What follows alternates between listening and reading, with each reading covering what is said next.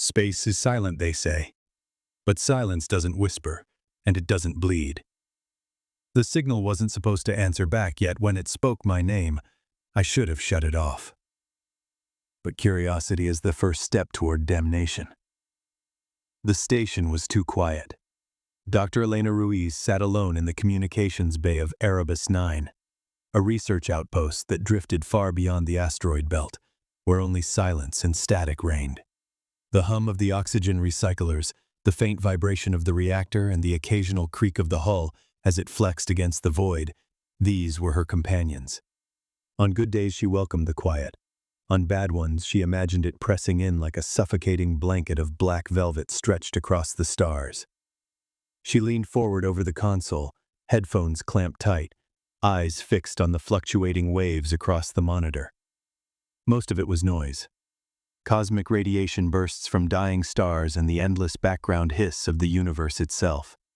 She had been listening for years, searching for a needle in an infinite haystack, a fragment, a pattern, anything that didn't belong. Her colleagues thought her assignment was a punishment, a slow death sentence of boredom. Maybe they were right. But Elena believed in the work. Somewhere in that endless storm of static, she was convinced there had to be a voice. Tonight, her coffee had gone cold. The data stream pulsed in dull green across the screen. She was about to switch over to automated recording when it happened, a break in the noise. A pause so brief, she might have dismissed it as an error. Then came the sound, low, crackling, almost like the whisper of fabric tearing in a quiet room. Her heart skipped. She adjusted the gain, fingers trembling, trying not to lose it. And then, clear as her own breath, came a word. Elena. She froze. The name lingered, distorted by static, stretched like someone was learning how to shape it. Elena. Her pulse hammered against her temples. She checked the metadata. There was no reason, no possibility for her name to be encoded in that transmission. No beacon carried her personal identity. The logs showed no human relay anywhere in range. Elena. This time, longer, heavier. The sound was like someone pressing their lips against the void and forcing syllables through infinite distance. She tore the headphones off, chest heaving. It wasn't possible. The console flickered. The waveform danced again, erratic but insistent. She hesitated, then put the headphones back on. I, alone, lost. It was a voice, but not human. The cadence was broken, as if whatever spoke had learned language from shattered fragments of sound. The timbre shifted from deep bass to a rasping tremor, like multiple throats trying to harmonize. Elena's training screamed at her log the anomaly, archive it, and alert command. Do not respond. That was the first rule of the outer transmission protocol. Never answer the unknown. Never open a door you cannot close. Her hand hovered over the transmitter switch. Elena! Please! The voice cracked. There was something in it, a raw ache that bypassed logic and clawed at her chest. Loneliness. Desperation. Her rational mind fought back. It could be a trap, a hallucination caused by long isolation, or even a bleed over from some military black ops channel. But the voice had spoken her name. Not Ruiz. Not Dr. Elena. Her finger pressed down on the transmitter. This is Dr. Elena Ruiz of Erebus 9, she whispered, her voice shaking.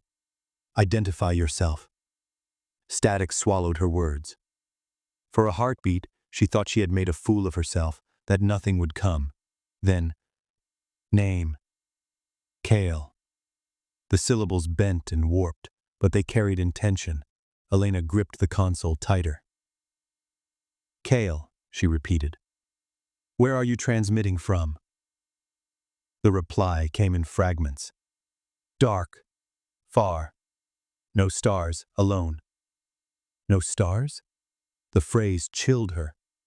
In deep space, stars were everywhere, pinpricks of light in every direction. To be somewhere with no stars meant only one thing: an absence. A void that devoured even light. Her throat tightened.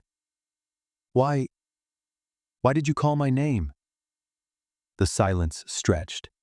Then, only voice that hears. Elena stared at the console as though it might bite her. Her training manuals, her years of discipline, all screamed at her to cut the feed, encrypt it, and send it back to Central Command. Let the brass deal with impossible signals from impossible places. But she didn't. Instead, she leaned closer, lowering her voice as though someone might overhear. What are you? The answer came like a sob, broken into syllables. Not alone. Please. Her skin prickled. She shut her eyes. Against all reason, against all fear, she felt a tug, not from duty, not from curiosity, but from something older. The human urge to reach out when another being cries in the dark. She pressed her hand against the transmitter. I hear you, Kale. You're not alone anymore. The days that followed blurred. The signal became regular, at first weak, fragmented, but growing clearer each cycle. Kale's voice never stabilized fully. Sometimes it vibrated through the speakers like a swarm of bees. Other times, soft and plaintive like a child. He seemed to struggle with words, learning them slowly, piecing together human language like a puzzle. Elena started logging everything. Her files filled with transcriptions, waveform analysis, even her own notes, written in shaky handwriting. Kale understands tone, but not context. Responds better to emotional phrasing. Remembers my name clearly. Avoids discussing location. Sometimes she asked questions about where he came from. He would deflect or his voice would crackle into incoherence. Other times he would flood her with strange phrases that seemed like translations of concepts too large for her language. The silence eats. The dark has teeth. She laughed them off at first. Strange, alien metaphors. But the way he said them lingered in her mind long after she shut down the console. More troubling, her sleep began to change. Dreams seeped in. Vast halls of bone-white stone under alien skies. Seas that glowed with lightning beneath the waves. And shadows so black they weren't absence, but presence. In the dreams, she always heard Kale's voice calling her, guiding her through landscapes that flickered between beauty and nightmare. When she woke, she wasn't sure if the dreams were hers.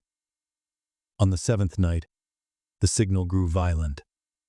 She was half asleep at the console when the static erupted into a scream, a wail of distortion so loud it rattled the glass of her mug. She clamped her headphones down, heart pounding. Kale, what's happening? The reply was chaos. It comes, it follows, door is open. Then silence. Elena sat frozen, sweat beading her brow. She waited, pulse thundering for the voice to return. But nothing came, just empty cosmic hiss. Her console lights flickered. The screen bled with unreadable characters, shapes twisting across the interface like oil spreading in water. She yanked the power, cutting the feed. The room plunged into darkness, save for the dim red emergency strips along the floor. Her breath rasped. For a long minute, she sat motionless, every instinct telling her she had crossed a line. When the system rebooted, the interface returned to normal. Logs intact, no trace of the corruption, no proof. Except, on the edge of the console, faint and almost hidden, a new line of data blinked. Not random, not noise. A single string of characters repeated over and over. Do not close the door. Elena didn't sleep that night. She sat at her bunk, staring out the viewport into the star-salted black. She had wanted a voice in the void. Now she had one. But it came with warnings that made her blood run cold. And yet, when the console crackled back to life hours later, carrying that broken, familiar whisper, Elena, she felt relief surge through her like oxygen after drowning. She pressed the transmitter. Her hand trembled, but she pressed it anyway. I'm here, Kale. The transmission stopped 3 days after the warning. No whispers, no static fragments twisting into her name, no broken syllables pleading in the dark. Elena should have been relieved. Silence meant normalcy. Silence meant she could report the anomaly, sanitize the logs, and resume her monotonous duty. But instead, the absence gnawed at her. She caught herself staring at the console for hours, headphones pressed against her ears, waiting for the impossible. Sleep offered no escape. The dreams persisted. Alien oceans, echoing corridors, the sense of being followed. The silence in the dreams was worse than the whispers had been. On the 4th day, the silence broke, not from her console, but from the void outside. She was halfway through her inspection rounds when the station's sensors pinged, an object entering the outer perimeter. At first, she thought it was a stray asteroid. Then she saw the trajectory readout. It wasn't tumbling like rock. It was drifting. Her throat tightened. "Computer, magnify visual feed," she ordered. The forward screens adjusted, pulling the distant speck into view. Elena's stomach knotted. It was no asteroid. The object was a vessel, or something like one. Its surface was jagged, asymmetrical, like stone fused with metal. Portions glowed faintly, as though veins of molten light pulsed beneath a fractured shell. It looked grown rather than built. The strangest part, it emitted no power signature. Dead. Lifeless, yet it moved as though carried by unseen currents. Its trajectory a perfect line toward Erebus 9. Elena's first instinct was to seal the station and broadcast a priority alert to command. Protocol was clear.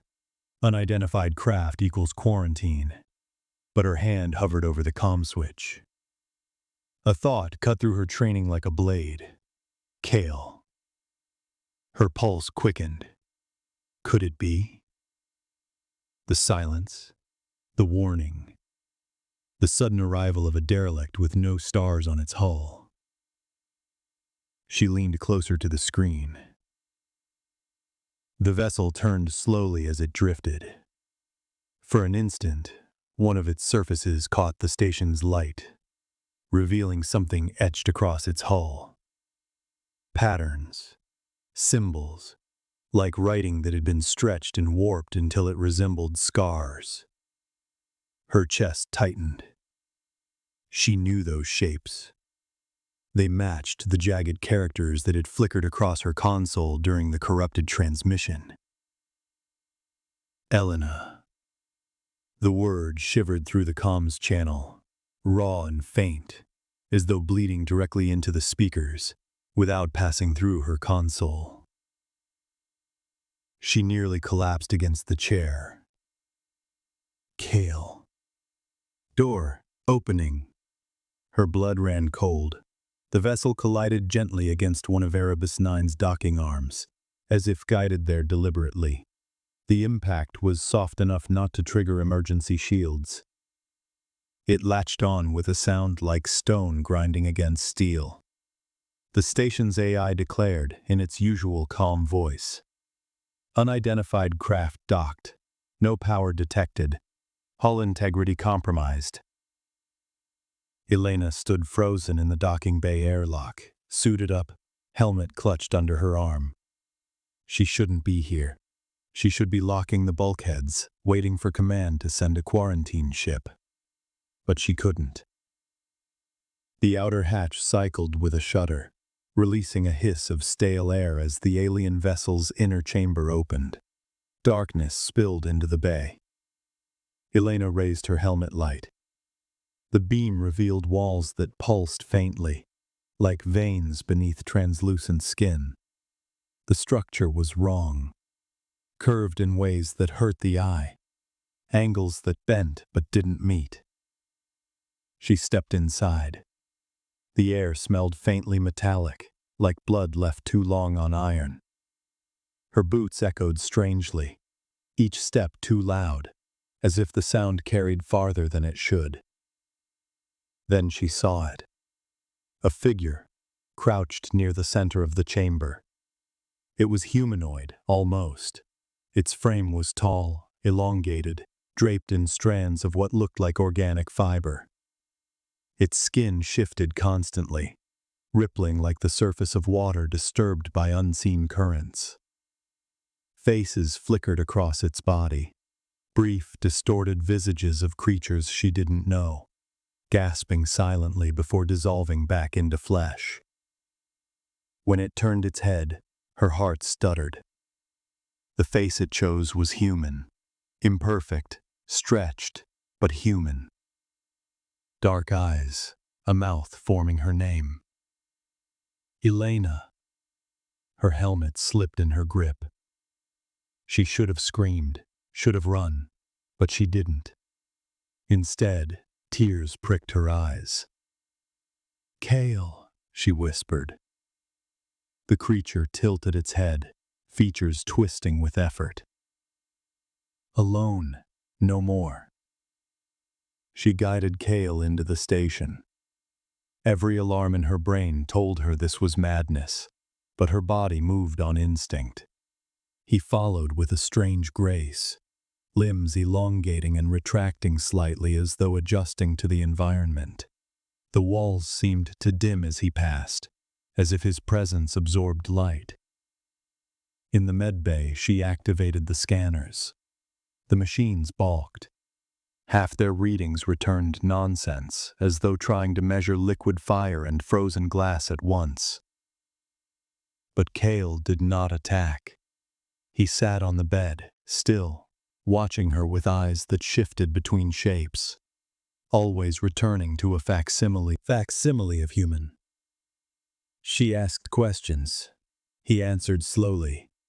"Your vessel, it's alive?" "Was, shell, dying, carried me here." "Why me? Why Erebus 9? Only voice that heard, only door open." The phrase made her shiver. When she asked about his people, Kale's form flickered violently. For a moment she saw countless faces ripple across him, some alien, some almost human, all screaming silently. His voice fractured into many. Gone, devoured, silence, teeth. Elena recoiled. Kale clutched his head as though in pain, body twisting before stabilizing again. His voice, when it returned, was softer. "I carry them, all I could save." Her stomach churned. "Save them? You mean their memories?" Kale touched his chest, then pointed to her. Inside, share. Her skin crawled at the implication. The days that followed were a blur of contradiction. Kale remained docile, almost gentle, exploring the station with a childlike curiosity. He touched walls, listened to the hum of the reactor, lingered long before the viewport, as though drinking in the sight of stars. Sometimes, when he stood too close, she felt a pressure in her skull, like words forming without sound. Images flickered in her mind. Seas under alien skies, cities grown from crystal, towers that sang in voices not made of throats. But alongside the wonder came horror. Shadows seemed thicker when Kale was near. Hallways stretched too far, lights flickered without cause. She swore she saw shapes moving in the corners of her eyes, figures that weren't there when she turned. And the dreams worsened. She dreamed of a vast black shape crawling across the stars, swallowing them one by one. Its mouth was endless, its hunger endless. She woke gasping. convinced for a moment that something had followed Cale through the door he spoke of. When she told him, he grew quiet. His form shivered like water trembling before a quake. "It follows," he said finally. The words sank like stones in her chest. "What follows?" "The silence. The eater. It comes where I go." By the 7th day, the station itself began to suffer. Power fluctuations rippled through the systems. Sections of the hull recorded impossible strain patterns, as though something pressed against the outside that wasn't there. Automated drones failed, their circuits fried with no cause. Elena confronted Cale in the observation deck. Stars stretched across the viewport. Except they didn't. She blinked, and half of them were gone. The void outside seemed darker, emptier. "What's happening to my station?" she demanded. Cale's face twisted, dozens of mouths trying to form words. When they aligned, the sound came broken. "It smells me. Follows me. Door. Open. Must. Close." Her blood chilled. "Close how?" He didn't answer. He only turned to the viewport, eyes black as the void. "Elena," he whispered, voice soft, almost tender. "With you." That night, Elena woke to alarms screaming through the station. The hull trembled. Lights flickered. In the viewport, stars vanished. Not blinked, not obscured, but devoured. A vast shadow rippled across the void, larger than worlds, moving without moving. Cale stood in the control bay, body stretched taller, arms splitting into many. His voice was a chorus of thousands. "It is here." Elena staggered, heart pounding as the shadow pressed closer, reality bending at its edges. She understood, in a way that bypassed reason. The thing had followed him, and now it had found her. Cale turned, his flickering eyes locking onto hers. Only way, together. The shadow outside did not devour them, at least, not yet. After that night of alarms and trembling metal, the void returned to its ordinary stillness. Stars blinked back into existence, as though the absence had been nothing more than a hallucination. Yet, Elena knew it hadn't. She had felt the station breathe beneath her, as though caught in the lungs of some vast predator. Cale didn't deny it. He merely sat in the medbay, his body folded into a vaguely human shape, and whispered, "Not gone. Only waiting." At first, she avoided him. She told herself it was self-preservation. She slept in her suit, kept the bulkheads locked, and logged dozens of encrypted reports she never sent. Command would think she had gone mad. Maybe she had. But silence was worse. The station was too empty. Every creak sounded like claws. Every flicker of light like a tongue of shadow reaching in. And when her dreams came, the black maw swallowing stars, the voices crying from Cale's flesh, she woke with his name on her lips. By the 5th day, she found herself back in the medbay. Cale sat still, like a statue. His eyes glowed faintly, watching her. "Elena," he murmured, the word so gentle it nearly broke her. "You're hurting this place," she said. Her voice cracked. "Whatever follows you, it's tearing the station apart. I should eject you into the void." He didn't flinch. His body rippled, faces flickering across his skin. For a heartbeat, she saw her own face among them. "I know," he said softly, "but you are the only door that stays open." Her throat tightened. Against every instinct, she sat beside him. They began to talk, at first cautiously, short questions, fragmented answers. But slowly patterns emerged. Cale explained in broken metaphors. His people had lived among the rivers of stars. They had built halls that sang, worlds that dreamed. She understood little, but the images he pressed into her mind filled the gaps. She saw oceans shimmering with bioluminescent cities that floated like lanterns. She saw temples woven from strands of light, where beings with countless arms lifted songs that made the sky tremble. She felt what it was like to swim through alien seas, to breathe air rich with currents of sound, to exist as more than one, always connected, never alone. Elena cried. For years she had drifted in the sterile loneliness of Erebus 9, forgotten by her colleagues, exiled by bureaucracy. And here was Cale, carrying the voices of billions, offering her a glimpse of what it meant to belong. But with the beauty came horror. Sometimes, without warning, the visions shifted. The shining halls collapsed into shadow. The oceans drained into black pits. The songs turned to screams, cut short one by one as darkness spilled across the stars. Cale never lingered on those memories. When she asked, he only whispered, "The Eater." One evening she found him in the observation deck. He stood with his hands pressed to the glass, staring at the stars.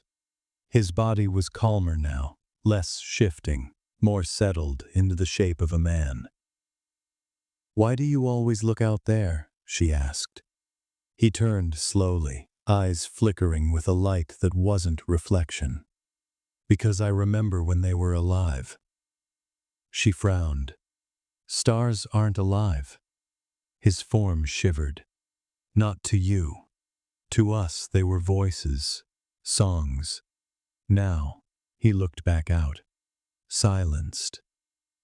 A chill spread through her. "Are you saying your people spoke to stars?" He touched her wrist. The contact was warm, too warm, like the heat of a reactor core. Images flooded her mind, vast beings of light, older than galaxies, whispering secrets into the currents of space.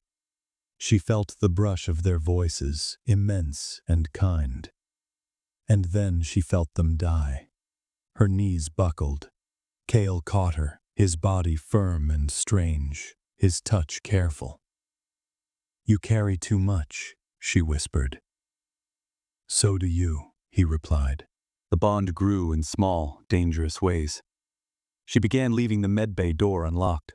She found herself laughing when he imitated her voice, even if the mimicry was uncanny. She read him fragments of her favorite novels, and though he stumbled over the words, he repeated them with childlike eagerness. Yet every time she started to forget what he was, something reminded her. Once, she woke in the middle of the night to find him standing at the foot of her bunk. His body shifted with dreams he hadn't meant to project, faces of creatures with too many eyes, landscapes of bone stretching into eternity. When she gasped, he recoiled, his face rearranging into hers. "I only wanted to see how you sleep," he said, voice trembling with shame. Another time she caught him in the engine core, his body merging with the cables, veins of light running from him into the systems. The station hummed as though alive. "What are you doing?" she demanded. "Feeding it, so it does not break." But afterward, several drones failed simultaneously, their metal warped as though touched by acid. The station was changing, bending around his presence. And yet, she couldn't bring herself to cast him out. The dreams worsened. She dreamed of the Eater, not as shadow now, but as a form, vast, incomprehensible, a mouth that stretched forever, teeth like collapsed suns, a hunger so complete it erased not only life but memory, leaving only silence behind. In those dreams, Cale always stood beside her, sometimes shielding her, sometimes whispering, "It is here." But with you, I am stronger. One night she woke with tears streaming down her face. Kale crouched beside her bunk. His eyes glowed faintly in the dark. "You're in my head," she whispered. "I don't mean to," he said. "You open the door even when you sleep." Her heart thudded painfully. "Then close it." He shook his head slowly. "If I close it, I will be alone again." The words cut deeper than she expected. For a long time she sat there, trembling. Then, against her better judgment, she reached out and touched his hand. It was warm, alive, trembling like hers. "You're not alone," she whispered. His form stabilized for the first time since she had met him. He looked almost human. Almost. And for a moment, she believed herself, but reality pressed in. The station alarms returned. Power surges racked the systems. Hull integrity flagged warnings. And worse, the stars outside began to thin. At first, only a handful vanished, as though the viewport were faulty. But no, the sensors confirmed it. One by one, distant stars flickered out, erased by something moving between them and Erebus 9. Elena confronted Kale in the command deck. Her voice shook with fury and fear. "It's here, isn't it? The thing that killed your people, it followed you." Kale's face twisted with grief. "Yes. Then you've doomed me. You've doomed all of us." He stepped closer, body trembling. "No, together we can fight it." Her laugh was hollow, bordering on hysteria. "Fight that? It eats civilizations. It swallows stars." Kale's voice dropped, low and desperate. "Not fight. Lure trap, with you. I can anchor. I can make it bleed." The words sank into her like cold iron. "Anchor?" she whispered. He touched his chest, then hers. "Two minds, one door, strong enough to close." Elena staggered back. The implication was clear. He wanted more than connection. He wanted fusion. Her pulse hammered.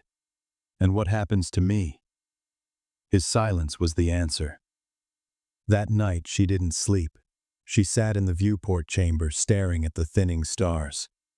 Kale sat beside her, quiet. Part of her wanted to hate him, for dragging the Eater here, for tearing her station apart, for asking too much. But another part couldn't ignore the truth. She had been alone for years, forgotten by her own kind. Kale, for all his terror, was the only one who had ever seen her. The Eater loomed closer. She felt it in her bones, in the flicker of the lights, in the way silence deepened between every breath. And when Kale whispered, "Elena, please, with you," she didn't pull away. She only closed her eyes. The silence had weight now. It pressed against the station's hull like a tide, seeping into every corner of Erebus 9. The hum of the reactor faltered. The lights flickered without reason. Sometimes Elena swore she could hear breathing in the ventilation ducts, slow and cavernous, as though the entire outpost floated inside a lung. But the worst was outside. The stars were dying. One by one they winked out. Not like distant bulbs going dim, not blocked by drifting matter. Erased. Each vanished in an instant, leaving behind nothing but emptiness. The constellations she had known since childhood fractured, became unrecognizable. Beyond the viewport, the sky looked diseased. Kale confirmed her fear with quiet words. "The Eater is close." The station began to fight itself. Bulkhead doors sealed without command. Drones turned their tools against the walls, tearing at the very systems they were built to maintain. Cameras captured flickers of motion where no crew existed. Figures shambling, half seen, faces blurred. Elena stopped checking the feeds. She couldn't stand the sight of people who weren't there, walking through corridors she had memorized, like ghosts. Worse still, she heard voices, sometimes in the static of the comms, sometimes in the hum of the air ducts. Once, clear as her own heartbeat, she heard her mother's voice calling her name from the hydroponics bay. She knew it wasn't real. She knew. But she almost went anyway. Cale stopped her, one hand on her arm, his shifting face solemn. It tastes your memories. It shapes them. She trembled. It's inside me already, isn't it? His silence was answer enough. On the 5th day of the silence, the Eater reached the hull. Elena was in the command bay when it happened. The lights cut out, replaced by an unnatural glow that seeped through the viewport. At first, she thought it was another star dying. But no, this light was wrong. A shape filled the void. Vast, infinite. Her mind recoiled from its edges. It was not a creature, not in any form she understood. It was hunger given shape. A mouth that stretched across the horizon, lined with teeth the size of worlds. 1,000 eyes blinked open across its surface, and each eye turned inward, into her, as though it had always been watching. Her scream never left her throat. Cale dropped to his knees, body rippling violently, as if he were being pulled apart from the inside. It sees me. It wants me. Elena staggered back, pressing herself against the console. Then give it what it wants. He shook his head, eyes wide with terror. If it eats me, it eats all. All voices, all doors. The viewport shuddered. Cracks spread through the reinforced glass, not physical but mental, like reality itself was splintering. Elena clutched her head as whispers filled the room. Voices she knew, voices she didn't. Billions of them, overlapping, begging, screaming, singing. And beneath them all, the Eater's voice. Not words, just hunger. The station collapsed into chaos. Sections of the hull simply vanished, devoured without breach alarms. Entire modules disappeared, leaving only raw edges of melted metal. The reactor screamed warnings, power fluctuating with every pulse of the Eater's presence. Elena ran through twisting corridors that seemed longer than they should be, Cale lurching beside her. Doors slammed shut ahead of them, then opened onto rooms that didn't exist. Endless hallways, staircases into darkness, chambers filled with bones that turned to dust when touched. It's rewriting the station, Elena gasped. It is rewriting you, Cale replied, his voice splintering into echoes. Breaking the door. They reached the medbay, what was left of it. Half the room stretched into an abyss, equipment dangling into nothing. The walls pulsed like veins. Cale collapsed, writhing. His body flickered between forms, countless faces screaming across his flesh.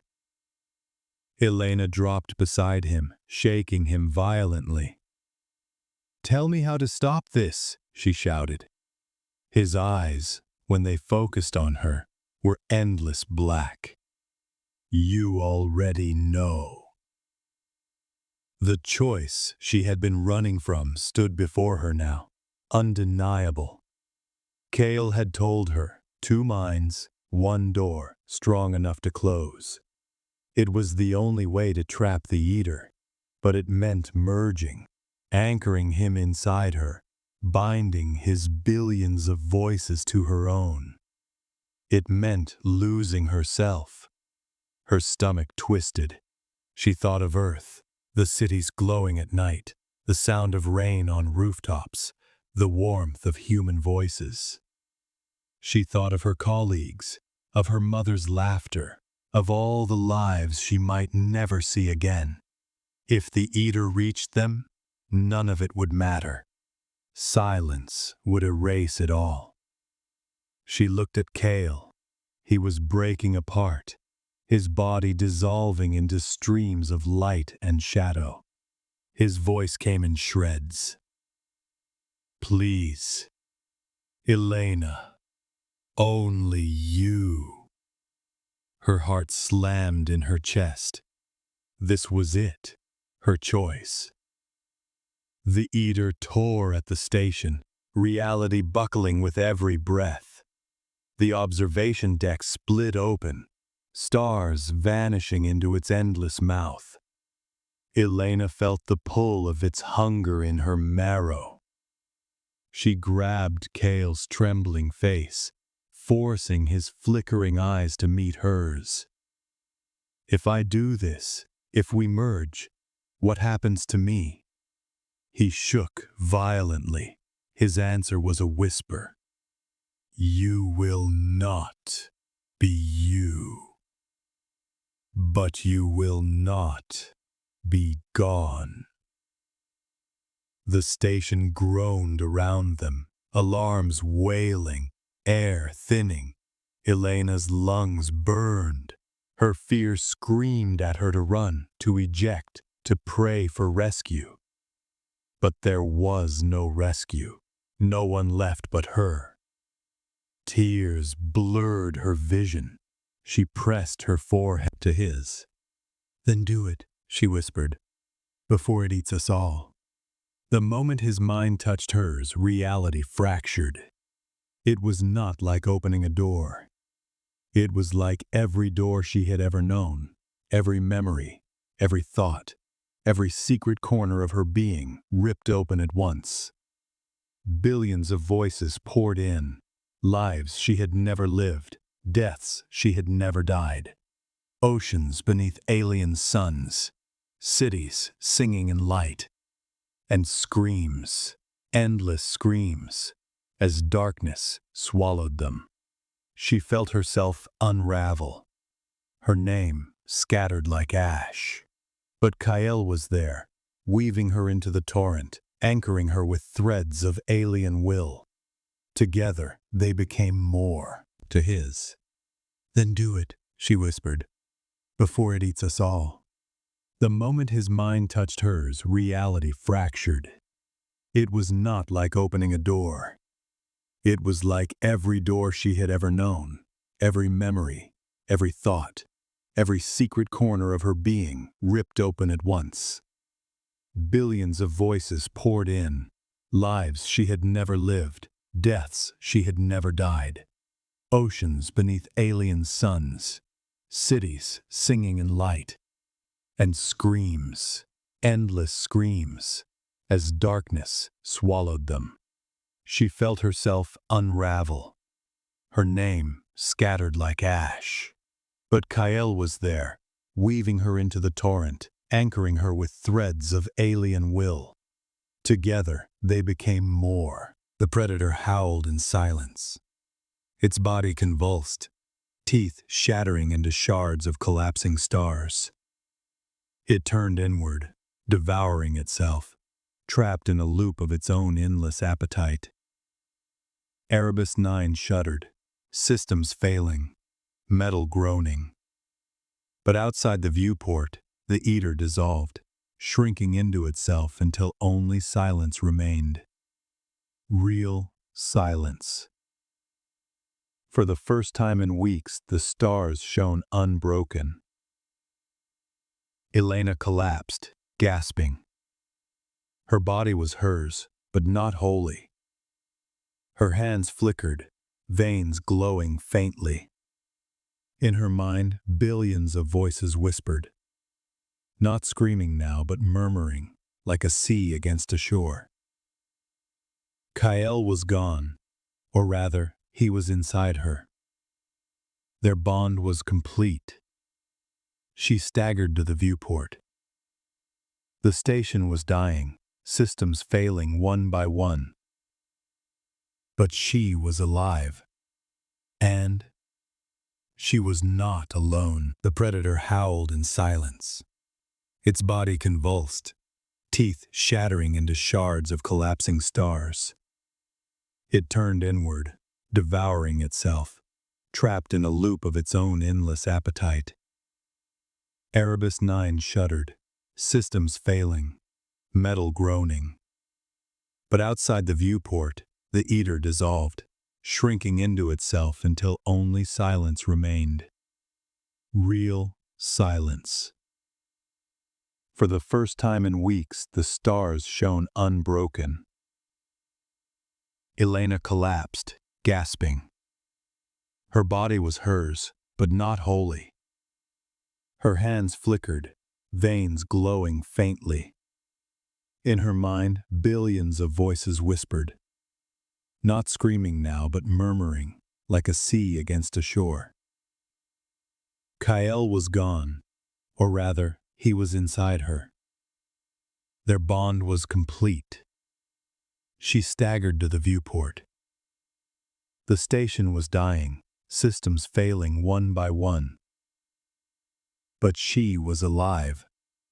And she was not alone. The stars returned, but they did not look the same. Elena leaned against the shattered viewport of Erebus 9, her breath fogging faintly in the thinning air. Around her, the station was a corpse, systems dead, corridors twisted, metal groaning with each shudder of its final orbit. Yet in the silence after the Eater's retreat, she felt something she hadn't in weeks. Hope and dread. Because the Eater was not destroyed. It was contained, caged in the labyrinth of her own mind, its hunger gnashing against the walls she and Kael had woven. The voices whispered constantly now. Billions, all speaking at once. Memories of civilizations long gone. Fragments of alien prayers. Screams frozen in time. It should have driven her mad. Perhaps it already had. But Kael was there. Steady, his voice murmured inside her. Breathe. She obeyed, lungs aching in the cold. For the first time, she realized Kael was no longer separate. He wasn't beside her. He was her. Threaded through every thought. And it terrified her. The station's reactor gave its final cough, plunging Erebus 9 into true darkness. Emergency lights flickered once, then died. She stood in the ruins, surrounded by shadow. "What now?" she whispered.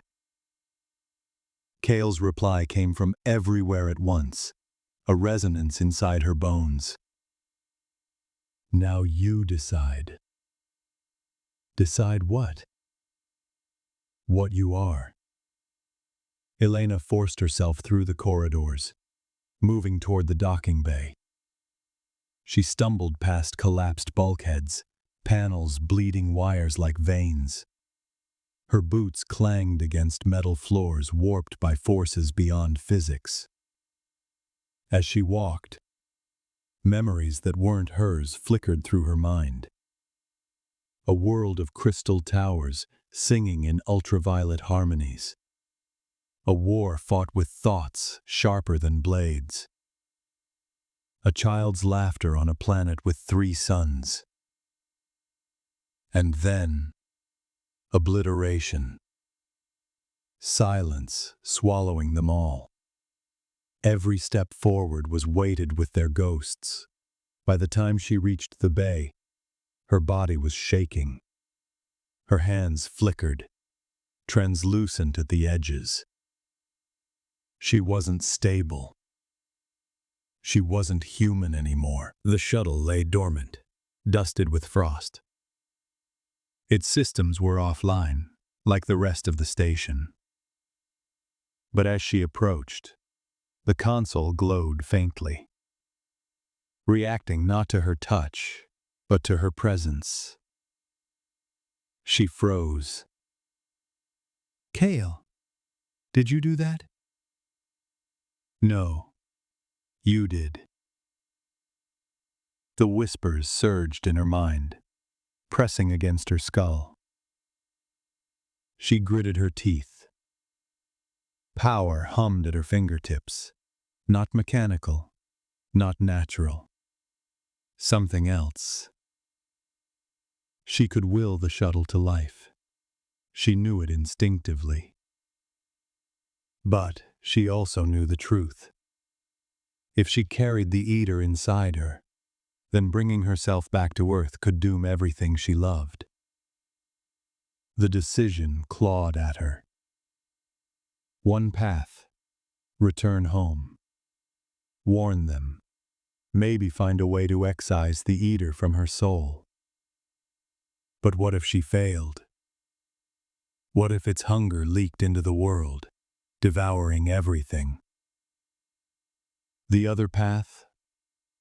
Exile. To drift in the void, far from Earth, keeping the eater caged within herself until her body, whatever it was now, finally broke. Sacrifice or risk? Humanity or solitude? Her throat closed around the weight of it. Kale spoke softly. You are not alone, Elena. Whatever you choose, I will be with you. Her heart twisted. That's what I'm afraid of. She sat in the pilot's chair, staring out at the stars. They burned bright and sharp, unmarred by the eater's shadow. For now. Her reflection in the glass wavered. Her face blurred at the edges, Kale's features bleeding through. An alien symmetry. A flicker of countless others. She barely recognized herself. Am I still me? She whispered. The voices answered in unison. A tide of sorrow and comfort. Yes. And more. She closed her eyes. For a moment, she let herself imagine it. Returning to Earth, standing on soil again. Feeling rain on her skin. Hearing human laughter. The ache of longing almost shattered her. But then she saw it. Black jaws spreading across the sky. Stars winking out. Her planet swallowed in silence. She couldn't let that happen. Her tears drifted in zero gravity, glimmering in the dark. I'm sorry, she whispered. I can't go back. The shuttle powered on, not with fuel or reactor, but with her will. Consoles lit. Engines hummed. It was alive because she was alive. She set a course, hands trembling, not toward Earth, but away, into the vast, empty dark, far beyond the maps of human reach, a path of exile. Kale's voice wrapped around her like a thread of warmth. You are stronger than you know. She laughed bitterly. Strong enough to die alone in the void? Strong enough to hold the silence at bay.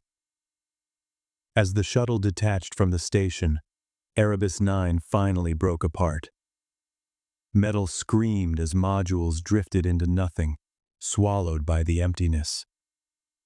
It had been her prison, her battleground, and now her tomb, but she was leaving it behind. The stars stretched before her, infinite. Somewhere out there, Earth still turned, unaware of how close it had come to erasure. She would keep it that way. Her loneliness pressed hard against her chest, but beneath it, the voices hummed, A strange chorus, billions bound within her. It was unbearable. Yet in that endless sea, she was never truly alone. Her last glimpse of Erebus 9 was of a dying star glinting off its shattered hull. Then it was gone, swallowed by distance. Days blurred into weeks. Time lost meaning. She drifted between stars, powered not by engines, but by the strange force within her. She barely needed to eat. Sleep was a luxury stolen in fragments, haunted by dreams of teeth and hunger. And yet, sometimes, she felt peace.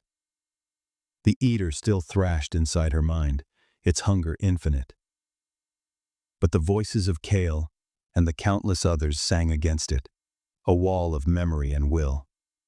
Together, they kept it caged. She became the prison, the guardian, a human, and something else. One night, if night had meaning in the void, she stood at the viewport, watching a nebula bloom in colors beyond sight. Her reflection looked back at her, half human, half alien, and entirely unknown.